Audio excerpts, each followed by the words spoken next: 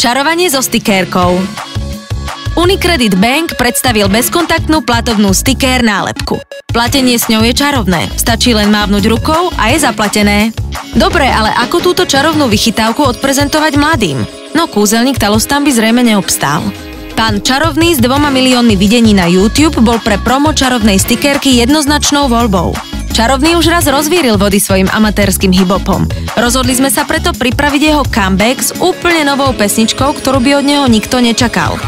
V nej sa verejne priznáva, že sa zapredal pre stikérku a nemá s tým vôbec žiadny problém.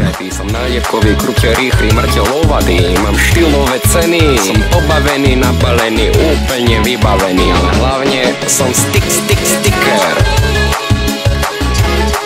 Výsledkom bol čarovný klip, natočený na spätný chod s hudbou, ktorá pre samotného Čarovného znamenala žánrový posun. Mojou sticker kartou. V chytlavom a vtipnom texte sa objavili aj benefity samotnej stikérky. Klipom sme odštartovali kampaň, ktorú sme postupne doplňali o ďalšie nielen imidžové nosiče.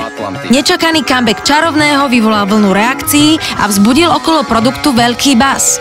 Doteraz klip zdieľalo niekoľko hudobných portálov a videlo ho až 150 000 fanúšikov. Takto sa nám podarilo dosiahnuť, že stále viac a viac mladých ľudí na Slovensku platí mávnutím ručiny. Takto. Zaplať.